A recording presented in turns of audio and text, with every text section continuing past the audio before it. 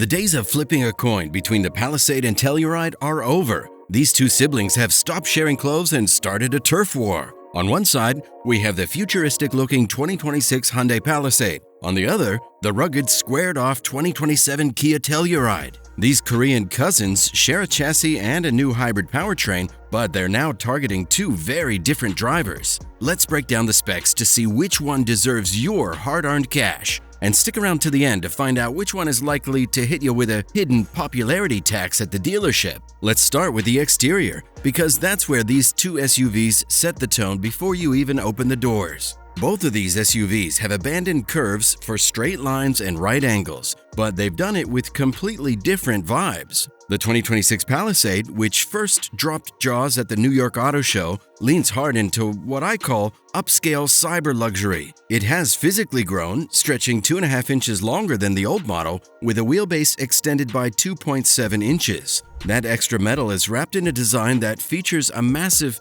parametric shield grille and vertical LED signatures up front that look like the heat sinks of a giant supercomputer. The side profile is just as dramatic, dominated by slab-sided sheet metal and a floating roofline that emphasizes its length. But the real showstoppers here are the wheels. On the top-tier Calligraphy trim, you're looking at huge 21-inch multi-spoke alloys with a complex geometric turbine design that fills the arches perfectly. Around the back, the styling is just as radical. It features a dead-flat, upright tailgate flanked by hidden pixelated vertical taillights that disappear into the black trim when off. It's a monolithic look that is imposing, slightly controversial, and unmistakably modern. Hyundai wants you to feel like you bought a concept car that accidentally escaped the auto show floor. The 2027 Telluride, however, is playing a different game. Fresh from its debut at the Los Angeles Auto Show, Kia looked at the Range Rover and said, "Yes, we'll take that, but make it more affordable."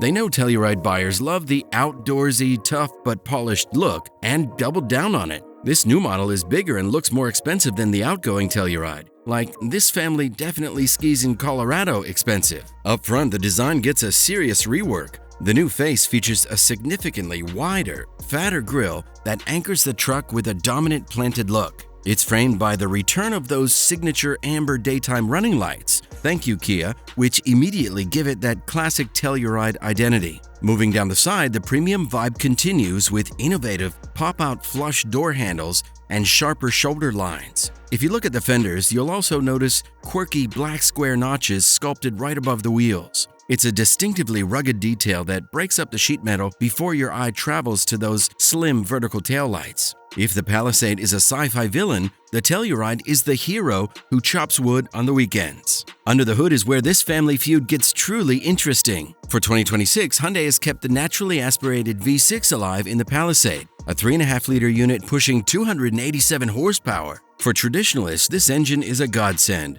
offering linear power and no turbo lag, perfect for towing up to the 5,000-pound limit in scorching heat. The Telluride, however, has ditched the V6 entirely. Its new standard engine is a 2.5-liter turbocharged 4-cylinder. While it drops slightly in horsepower to 274, torque jumps massively to 311 pound-feet. This gives the Kia significantly more low-end punch than the Hyundai, though you do lose that silky smooth character of the 6-cylinder. But the real headline for both siblings is the new optional hybrid powertrain. If you're shopping for either, this is likely the engine you want. It pairs that 2.5-liter turbo with electric motors to deliver 329 horsepower and 339 pound-feet of torque. That's a massive jump in twisting power, making these 5,000-pound apartments on wheels feel significantly lighter. Expect 0 to 60 times just under 7 seconds. Plenty fast enough to spill sippy cups in the second row. Fuel economy seals the deal. You're looking at nearly 35 miles per gallon on the highway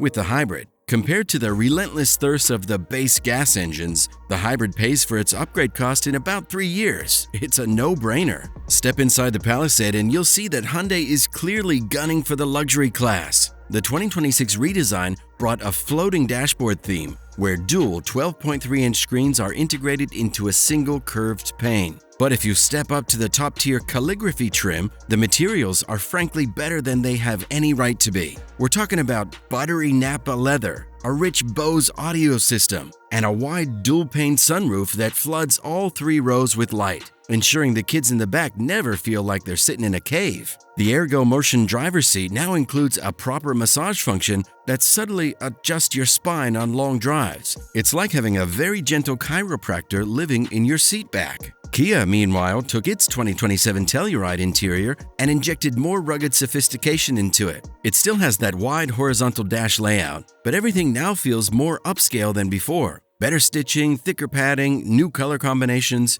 and a more robust center console that feels built for families who do things like toss backpacks, dog leashes, and water bottles everywhere. You still get the massive dual screens, now standard across almost all trims, but the overall vibe is noticeably blockier and more purposeful. The center console features chunky physical grab handles, and Kia brought back more actual buttons for some key functions and drive modes. That's something parents will appreciate when trying to adjust the volume with one hand while distributing snacks with the other. It all fits the tough luxury lodge personality of the Telluride, which contrasts perfectly with the Palisade's smoother, more refined interior. If the Palisade feels like a boutique hotel, the Telluride feels like a high-end mountain resort. By the way, guys, if you're digging this video so far, hit that new hype button. It really helps small channels like us get visibility. Beyond comfort, both cars are technological fortresses. We're talking Digital Key 2.0, which lets you unlock and start the car with your iPhone or Apple Watch.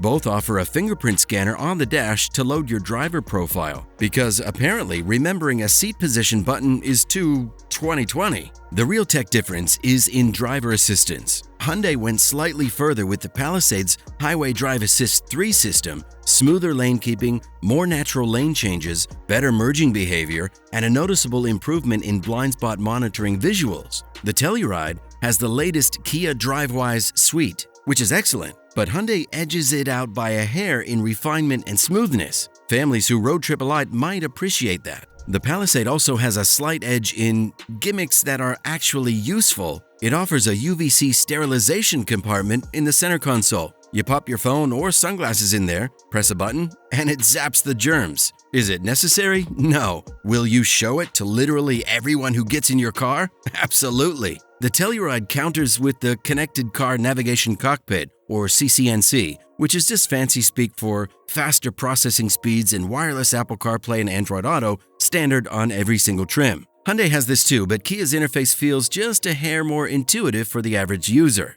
Ultimately, passenger space and practical livability are main reasons why you're shopping for these vehicles. You likely have children or dogs or friends who act like children, and you simply need the square footage to contain them. The Palisade is physically grown to meet this need, stretching its wheelbase to offer noticeably more legroom in the second row. The third row is now a genuinely usable space for adults on short trips. I'm 6 feet tall and I can actually sit back there without my knees hitting my chin, though I wouldn't recommend it for a cross-country haul. A specific win for the Hyundai here is the one-touch seat slide mechanism. In the top trims, it's fully electric, humming quietly as it zips the seat forward to let passengers in. It feels sophisticated, effortless, and expensive. The Telluride matches this larger footprint but prioritizes pure utility over grace. It edges out a clear win in cargo capacity, offering roughly 22 cubic feet of space behind the third row, compared to the Palisade's 19. That difference means the Telluride can swallow a collapsed double stroller and groceries, while the Palisade might force you to choose one. Fold everything down and you unlock nearly 87 cubic feet of cavernous storage, enough to sleep in comfortably. However, accessing that space feels different. The Kia relies on a snappy, spring-loaded mechanical button to move its second row. It works instantly, but the difference in character is stark. The Palisade feels like a butler opening the door. The Telluride feels like a bouncer shoving a barrier aside. Let's be real, nobody is taking these rock crawling, but if you want to look like you do, then let's talk about the XRT Pro and X Pro trims. Hyundai gives us the Palisade XRT Pro. It's not just an appearance package anymore. You get 18-inch wheels with proper all-terrain tires, a 1-inch suspension lift, and enhanced cooling for towing. It looks aggressive, with blacked-out trim and camouflage-patterned seat inserts that are arguably a taste choice. The 2027 Telluride X Pro returns, and honestly, it does the rugged thing better. Kia gives it knobbier tires, more ground clearance than the Hyundai,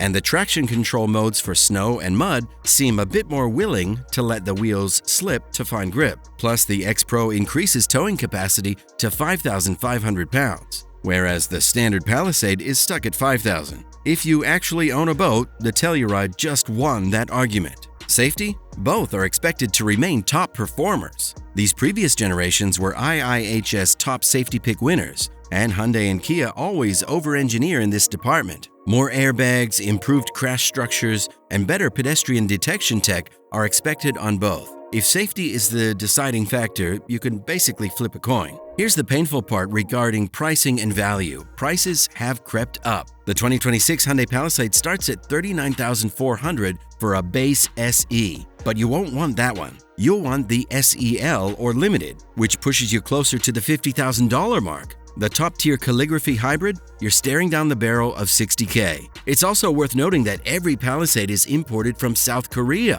While this ensures great build quality, it can sometimes mean longer wait times for specific color combinations compared to its sibling. The Kia Telluride is expected to follow the pricing suit closely. Base models will likely undercut the Palisade by a few $100. Classic Kia strategy, but the highly desirable SX Prestige X Pro will easily crest the $58,000 mark. The difference here is that the Telluride is built in West Point, Georgia. The domestic production often keeps supply flowing faster to the US dealers, but popularity has a price. Quite a few Kia dealers have already started to slap on annoying market adjustments. So expect to fight harder for a fair deal here than at Hyundai. If you can dodge the markup though, Kia wins the mid-range value war, offering real leather and ventilated seats in trims where Hyundai still pushes synthetic. So which one should you buy? Here's the real answer, the one most reviewers dance around. You buy the Palisade if you want a premium, refined, luxury-leaning family SUV without paying luxury prices. You buy it if you love modern interiors, quiet rides, elegant styling, and driver assist tech that feels one step more refined. You buy it if your lifestyle is suburban, comfort-focused, and tech-oriented. You buy the Telluride if you want presence, if you want rugged aesthetics without committing to an off-road lifestyle, if you want a family SUV that feels capable beyond the paved road, if you want higher resale and that signature Telluride vibe that has turned into a cultural moment for families who want something stylish but not pretentious. Neither SUV is a wrong choice. Both are 10 out of 10 daily drivers. Both are perfect for road trips. Both have interiors that embarrass some luxury crossovers. And both have enough space for kids, pets, and whatever emotional support water bottles everyone insists on bringing. But if you're forcing me to pick a winner for this face-off, I'm taking the Telluride. It strikes harder emotionally, it looks tougher, and with that new hybrid powertrain, the torque makes it feel like a V8. Alright guys, if you enjoyed this battle of the Titans, hit that subscribe button. Thanks, and we'll see you in the next one.